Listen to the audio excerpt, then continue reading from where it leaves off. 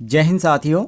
स्वागत है आप सभी का एक बार फिर से आपके अपने YouTube चैनल पे। साथियों, कल की डेट में मैंने आपको क्वेश्चन बताया था जो कि 1 से लेकर 110 तक क्वेश्चन बताया था और ये क्वेश्चन आपका हिंदी का है जो कि सीटेट सितंबर परीक्षा 2026 के लिए मोस्ट इम्पोर्टेंट है। यदि आप ये एग्जाम देने वाले हैं तो इन क्वेश्चनों को एक बार जरूर देख लीजिएगा, क्योंकि ये क्वेश्चन ऐसे कवर किए गए जिस तरह का जो सिलेबस जारी किया गया है। जैसे आपके सामने प्रश्न संख्या 111 है, नि प्लस संदेह का शुद्ध संधि रूप क्या होगा।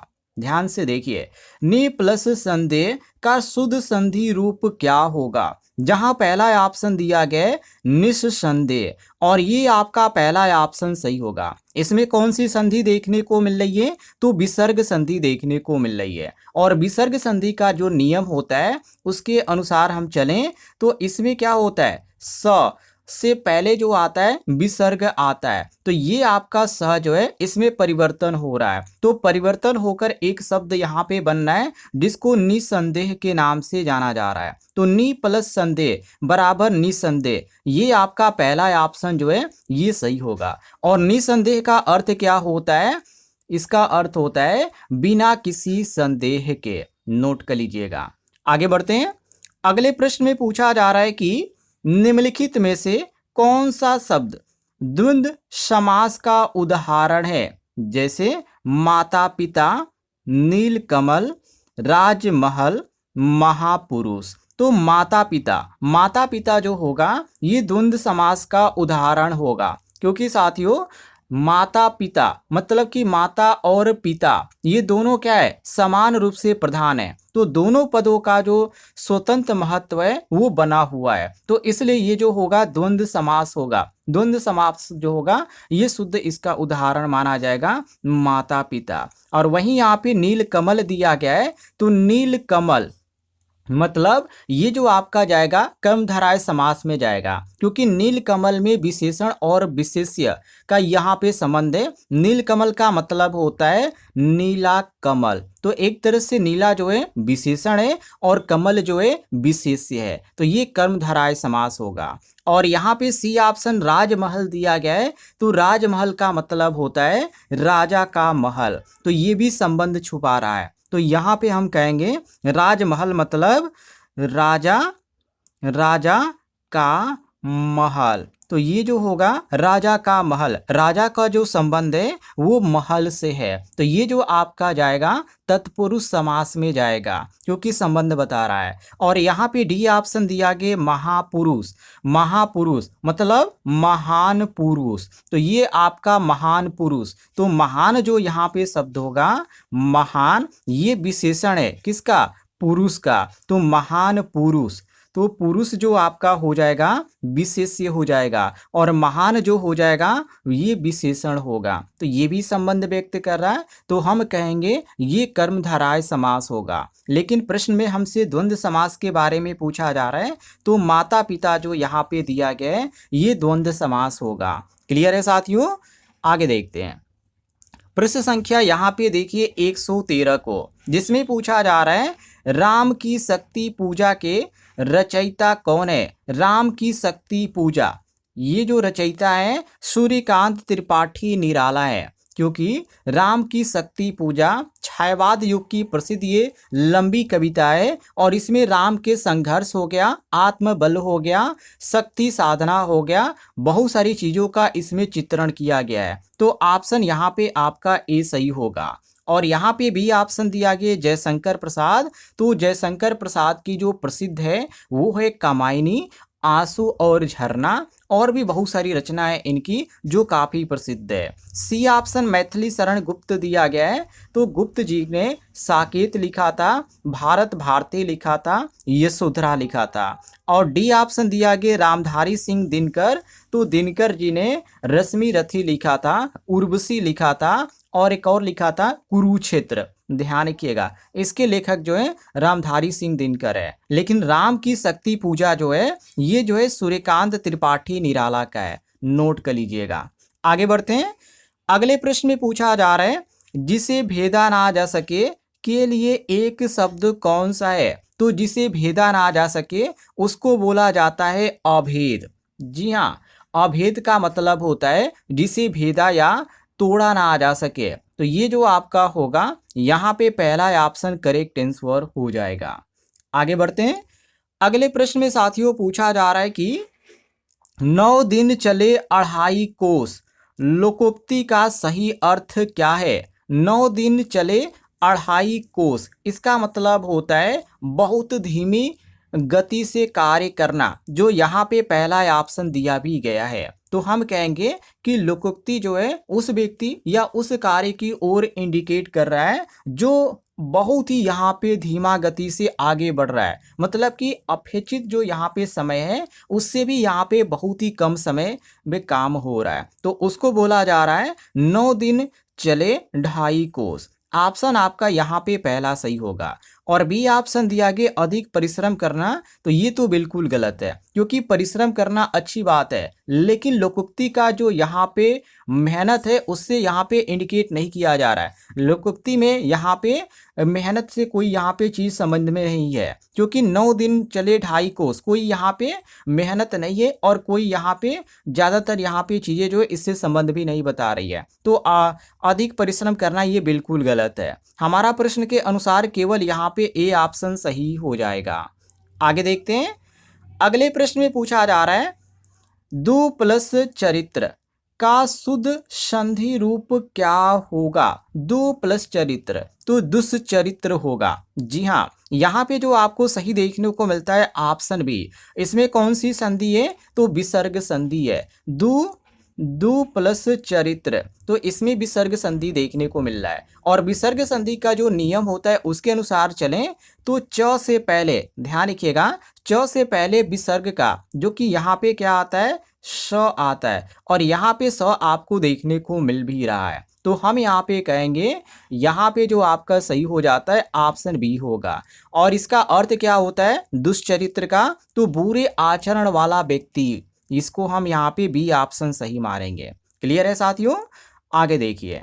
आगे प्रश्न में पूछा जा रहा है कि निम्नलिखित में से बहुव्रीहि समास का उदाहरण कौन सा है? तो बहुव्रीहि समास, इसमें क्या होता है? पहला जो अंक होता है वो इंडिकेट करता है, मतलब कि जैसे यहाँ पे चतुर्भुज दिया गया है, तो चतुर्भुज मतलब कि 4 भुजाओं वाला। तो पहला जो यहाँ पे शब्द है ये नंबर में है, मतलब 4 भुजाओं। इसको आप क्या लिखेंगे? 4 भुजाओं वाला। तो हम यहाँ पे कहेंगे ये 4 भुजाओं वाला व्यक्ति कौन है? तो उनको बोला जाता है भगवान विष्णु। मतलब कि समस्त जो पद यहाँ पे है, जो अर्थ यहाँ पे जा रहा है वो भगवान विष्णु की ओर इशारा कर रहा है। तो ये जो है इसमें नियम होता है कि किसी अन्य व्यक्ति को जो बोध कराता है वो बहुव्रीहि समास का उदाहरण माना जाता है, जैसे चतुर्भुज यहाँ पे दिया गया है। और राजपुत्र जो हो गया, मतलब कि राजा का पुत्र, तो ये संबंध बता रहा है, ये तीसरे को बोध नहीं करा रहा है। तो इसमें उत्तर पद प्रधान है, मतलब ये षष्ठी तत्पुरुष समास होगा। और जलपान की बात करें तो जल का पान, जो कि मूल अर्थ जो है ये तत्पुरुष समास ही है, लेकिन यहाँ जो है अन्य वस्तु या व्यक्ति का बोध नहीं कराया गया है, ये ध्यान रखिएगा। तो ये बहुव्रीहि नहीं होगा। और देवालय दिया गया है डी ऑप्शन, तो देवों का आलय मतलब कि मंदिर की बात किया जा रहा है, तो ये भी आपका तत्पुरुष समास होगा, क्योंकि देवों का जो यहाँ पे आलय उसको देवालय बोला जाता है। जो भगवान का जो यहाँ पे आश्रम होता है, देवों का आश्रम जिसको बोला जाता है, तो भगवान का संबंध यहाँ पे आलय से है। तो ये तो आपका संबंध सूचक शब्द है, तो ये तत्पुरुष समास होगा, ये बहुव्रीहि के अंतर्गत नहीं आएगा। बहुव्रीहि में क्या होता है कि 2 शब्द यहाँ पे बनते हैं, लेकिन उसका जो संबंध होता है किसी तीसरे व्यक्ति से होता है। जैसे चतुर्भुज दिया गया है, तो 4 भुजाओं वाला, मतलब कि भगवान विष्णु। तो ये जो है सारा जो शब्द है ये तीसरे व्यक्ति को बोध करा रहा है, तो हम यहाँ पे कहेंगे ये बहुव्रीहि समास होगा। क्लियर है? आगे देखिए। अगले प्रश्न में पूछा जा रहा है कि साकेत महाकाव्य के रचयिता कौन है? तो साकेत महाकाव्य के रचयिता हैं मैथिली शरण गुप्त। जी हाँ, साकेत जो है हिंदी साहित्य का प्रसिद्ध महाकाव्य है और इसमें उर्मिला का चित्रण है जो कि विशेष महत्व भी दिया गया है। तो ये प्रश्न प्रतियोगी परीक्षाओं में बार बार पूछा जाता है, इसको आप रट लीजिएगा। वहीं हम जयशंकर प्रसाद की बात करें तो इनकी जो रचना है कामायनी हो गई ये है, और रामधारी सिंह दिनकर दिया गया है तो रश्मि रथी हो गया, उर्वशी हो गया, कुरुक्षेत्र हो गया, इनकी प्रसिद्ध रचना है। और डी ऑप्शन दिया गया सूर्यकांत त्रिपाठी निराला, तो निराला जी का जो प्रमुख रचना है उसमें राम की शक्ति पूजा है, शायद मैंने पिछले क्वेश्चन में आपको बताया था। और एक और भी है सरोज स्मृति, नोट कर लीजिएगा। प्रश्न के अनुसार केवल हमारा ए ऑप्शन सही हो जाएगा। आगे बढ़ते हैं साथियों, अगले प्रश्न में पूछा जा रहा है जिसकी उपमा न हो के लिए एक शब्द कौन सा है। तो जिसकी उपमा न हो उसको हम अनुपम बोलते हैं। क्या बोलते हैं? अनुपम बोलते हैं। कहने का मतलब ये, अनुपम का अर्थ क्या होता है? तो अनुपम का अर्थ होता है जिसकी कोई उपमा न हो, और यही यहाँ पे क्वेश्चन में कहा जा रहा है कि जिसकी उपमा न हो उसे क्या कहा जाता है, उसके लिए एक शब्द क्या है? तो अनुपम है। ये भी प्रतियोगी परीक्षाओं में बार बार पूछा जाता है। तो ऑप्शन आपका यहाँ पे ए करेक्ट आंसर हो जाएगा।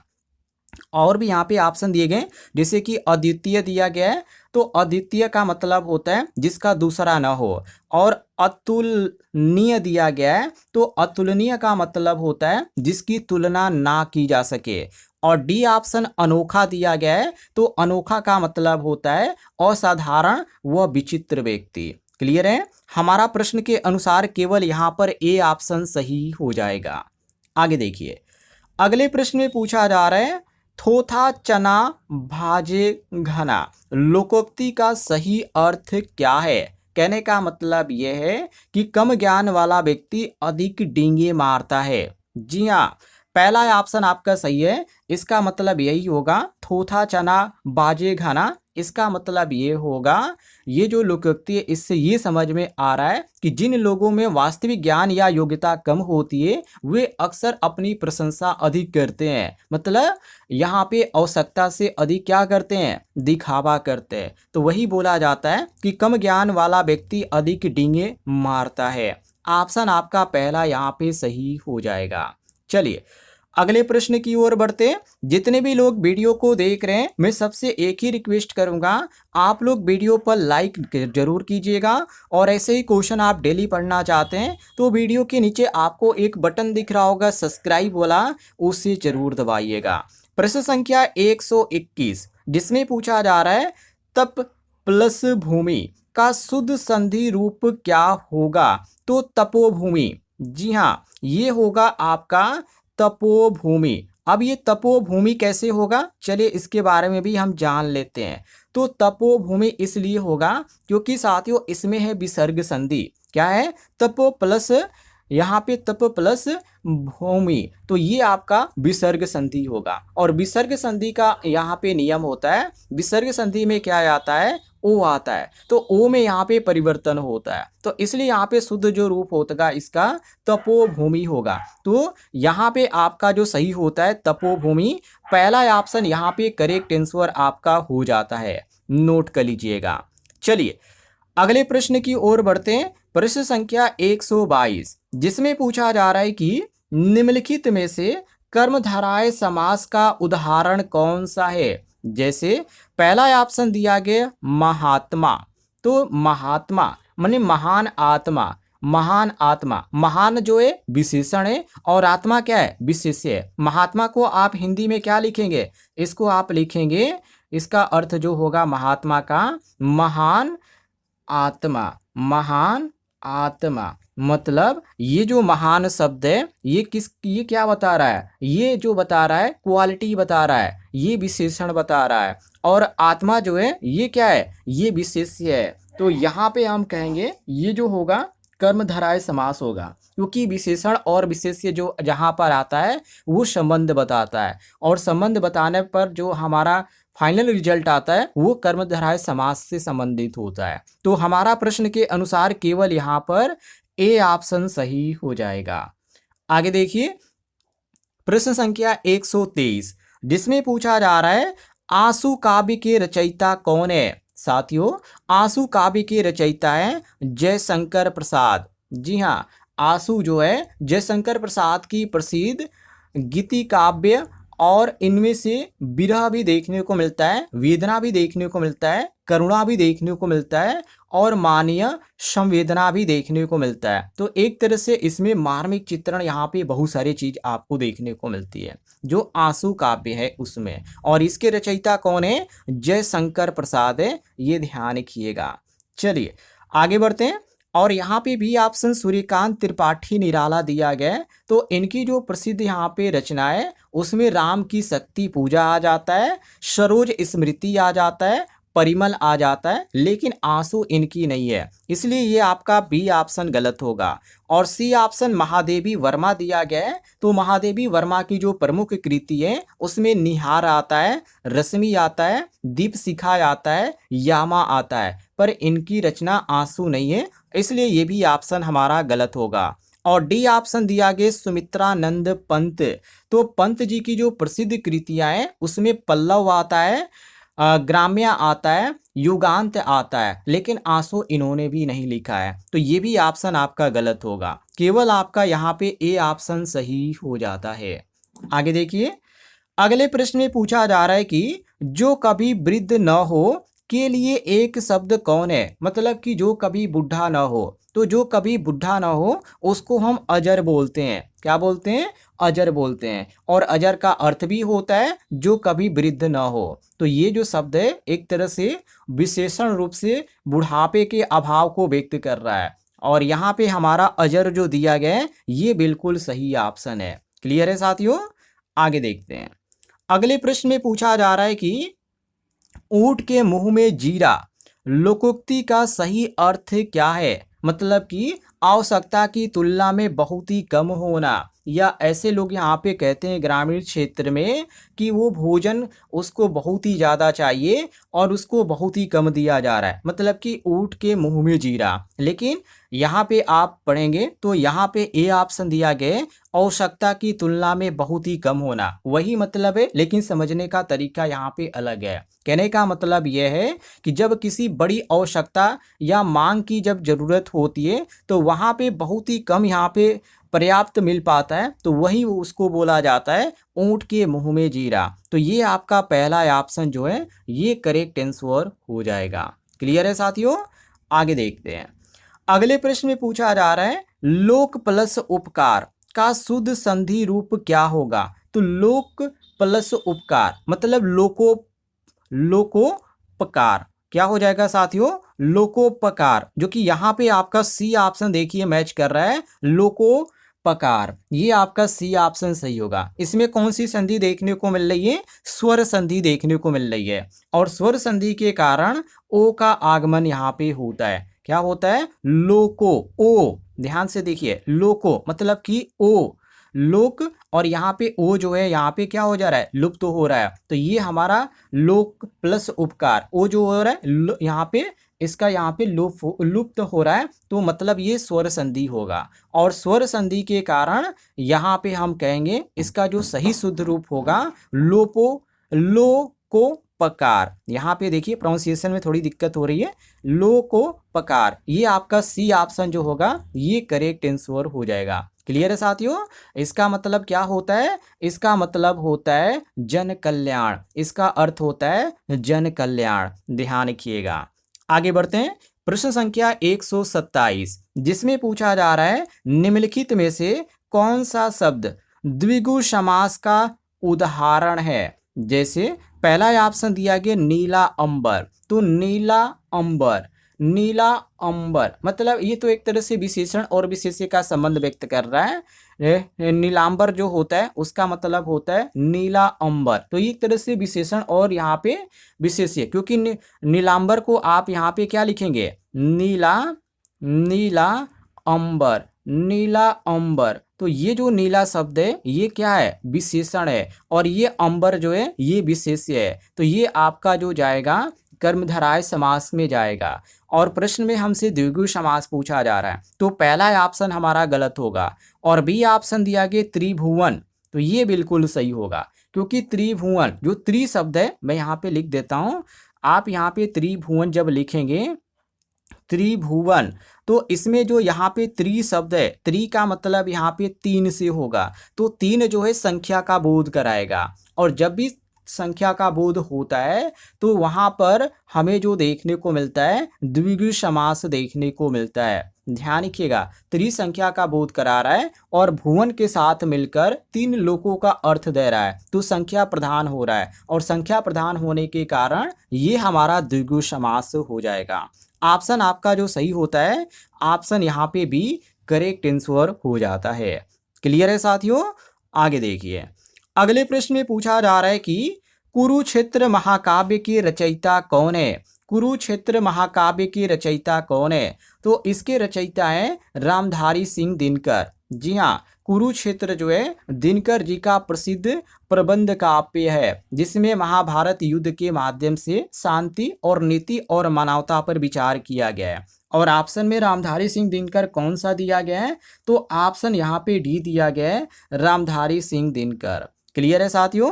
और सी ऑप्शन दिया गया हरिवंश राय बच्चन, तो इनकी जो प्रसिद्ध यहाँ पर जो है वो मधुशाला है। जी हाँ, ये जो कृति है मधुशाला, ये हरिवंश राय बच्चन की है। और मैथिली शरण गुप्त की कौन सी है? तो मैथिली शरण गुप्त की जो है साकेत है, नोट कर लीजिएगा। भारत भारती भी है, यशोधरा भी है। और यहाँ पे ए ऑप्शन दिया गया जयशंकर प्रसाद, तो इनकी जो प्रसिद्ध कृतियां हैं उसमें कामायनी आता है, आंसू और झरना आता है, ये काफी प्रसिद्ध है। लेकिन जो प्रश्न में पूछा जा रहा है कि कुरुक्षेत्र महाकाव्य के रचयिता कौन है, तो रामधारी सिंह दिनकर है। ऑप्शन आपका यहाँ पे डी करेक्ट आंसर हो जाएगा।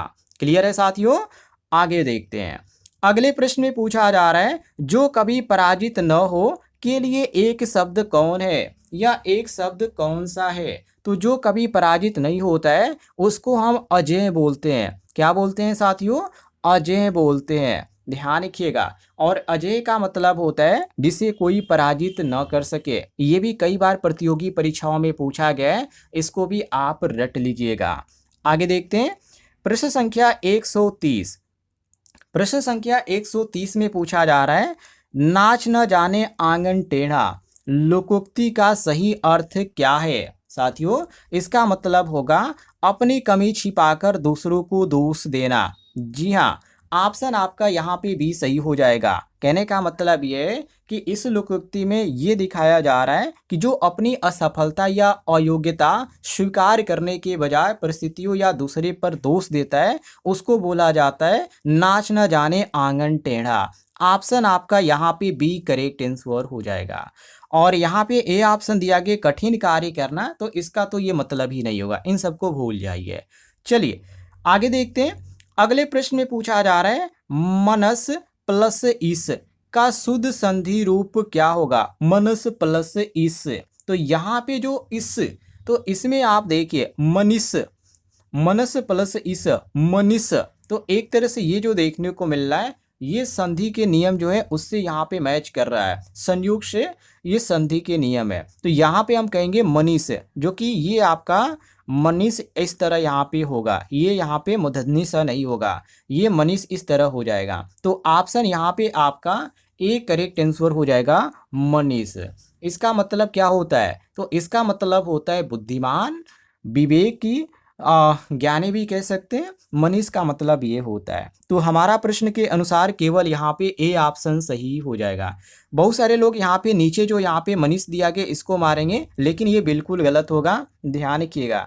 आगे देखते हैं, अगले प्रश्न में पूछा जा रहा है कि प्रश्न संख्या 132 यहाँ पे कि निम्नलिखित में से कौन सा शब्द अव्ययीभाव समास का उदाहरण है? साथियों, अव्ययीभाव समास का जो उदाहरण देखने को मिलेगा यहाँ पे आपको बी ऑप्शन में देखने को मिलेगा, प्रतिक्षण। जी हाँ, प्रतिक्षण, नाम आप खुद यहाँ पे देखिए, प्रतिक्षण। इसका आप संधि करेंगे तो क्या होगा? यहाँ पे हो जाएगा साथियों प्रति प्लस प्लस क्षण।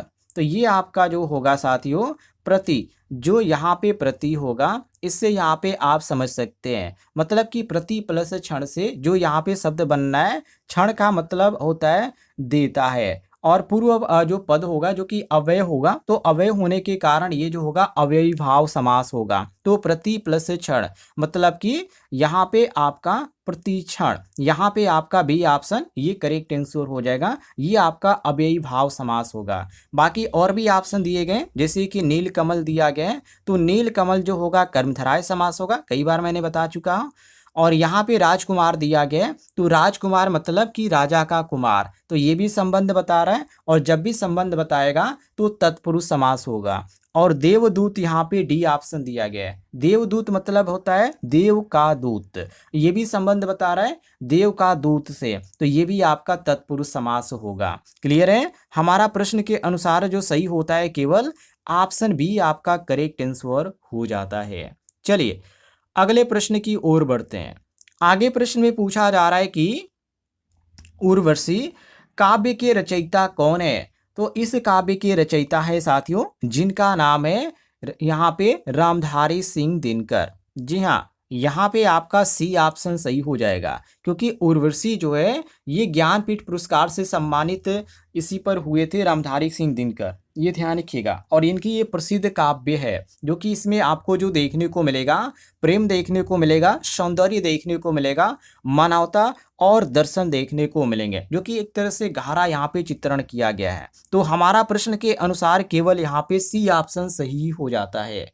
और ए ऑप्शन दिया गया हरिवंश राय बच्चन, तो बच्चन जी की जो प्रसिद्ध यहाँ पे जो यहाँ पे काव्य है वो आपका मधुशाला आता है। और जयशंकर प्रसाद की बात करें तो इनकी कमायनी आती है, आंसू आता है, इनकी प्रसिद्ध है। सुमित्रानंद पंत की बात करें तो इनकी जो कृतियां हैं उसमें पल्लव आता है, युगांत आता है, ये काफ़ी प्रसिद्ध माना जाता है। प्रश्न के अनुसार केवल यहाँ पे हमारा सी ऑप्शन जो है ये करेक्ट आंसर हो जाएगा। आगे देखिए अगले प्रश्न में पूछा जा रहा है कि जो कभी नष्ट न हो के लिए एक शब्द कौन सा है? तो जो कभी नष्ट न होता है उसको हम बोलते हैं अविनाशी। जी हाँ, अविनाशी। यहाँ पे आपका सी ऑप्शन जो दिया गया है ये बिल्कुल करेक्ट आंसर हो जाएगा, क्योंकि अविनाशी का अर्थ होता है जिसका कभी विनाश न हो। धार्मिक या साहित्यिक ग्रंथों में आप देखेंगे तो ये शब्द कई बार यहाँ पे प्रयोग किया गया है। तो हम यहाँ पे कहेंगे जो कभी नष्ट न हो उसके लिए एक शब्द है अविनाशी। ऑप्शन आपका यहाँ पे सी करेक्ट आंसर हो जाएगा। चलिए आगे देखते हैं। अगले प्रश्न में पूछा जा रहा है कि अधजल गगरी छलकत जाए, लोकोक्ति का सही अर्थ क्या है? अधजल गगरी छलकत जाए, इसका मतलब ये होता है कम ज्ञान वाला व्यक्ति अधिक प्रदर्शन करता है। जी हाँ, यहाँ पे पहला ऑप्शन आपका सही हो जाएगा। लोकोक्ति का मतलब ये होता है कि अधूरा जो यहाँ पे ज्ञान है, अधूरा ज्ञान रखने वाला जो व्यक्ति है अक्सर अधिक डींगे मारता है, मतलब कि स्वयं को अधिक यहाँ पे ज्ञानी प्रदर्शित करता है। तो इसका जो होता है यहाँ पे इसको जो बोला जाता है अधजल गगरी छलकत जाए, ये आपका पहला ऑप्शन यहाँ पे सही हो जाएगा। क्लियर है साथियों? आगे देखते हैं। अगले प्रश्न में पूछा जा रहा है कि शत प्लस जन का शुद्ध संधि रूप क्या है? तो आप यहाँ पे देखिए शत जो यहाँ पे त आया है इससे आप इसको पकड़ सकते हैं, क्योंकि त प्लस जो है तो और यहाँ पे क्या है जो है, तो त और प्लस ज मैं यहाँ पे लिख देता हूँ त प्लस यहाँ पे ज, तो ये जो आपका हो जाएगा आधा ज और उसके बाद ये पूरा ज हो जाएगा, तो ये आपका होगा सज्जन।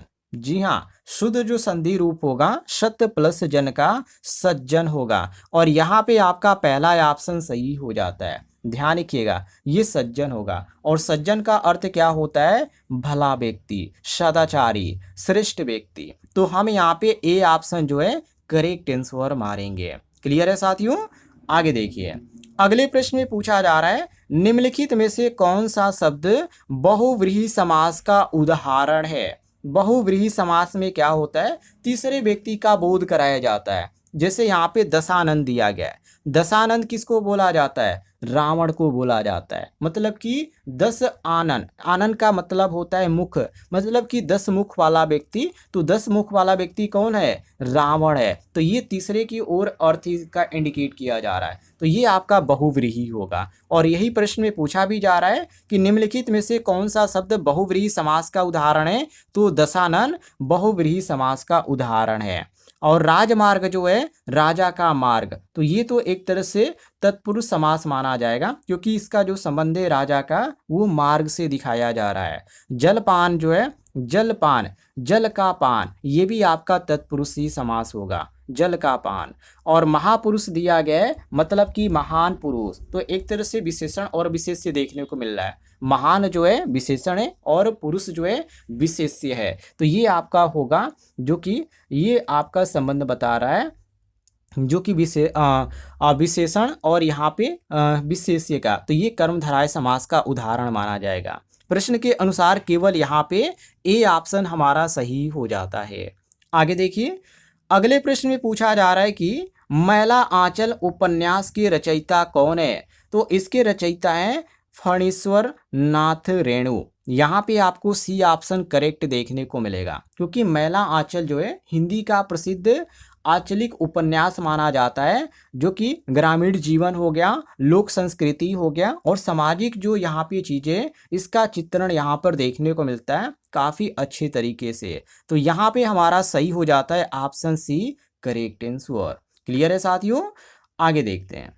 अगले प्रश्न में पूछा जा रहा है कि जो कम बोलता हो उसके लिए उपयुक्त एक शब्द क्या है? तो जो कम बोलता है उसको हम क्या बोलते हैं? मितभाषी। जी हाँ, यहाँ पे आपका सही हो जाता है ऑप्शन बी करेक्ट आंसर, मितभाषी। मितभाषी जो होता है वो व्यक्ति होता है जो आवश्यकता अनुसार समय पूर्वक और कम बोलता है। तो ये जो है ये भी क्वेश्चन प्रतियोगी परीक्षाओं में कई बार पूछा जा चुका है, तो इसको भी आप ध्यान रखिएगा। बी ऑप्शन आपका सही हो जाएगा।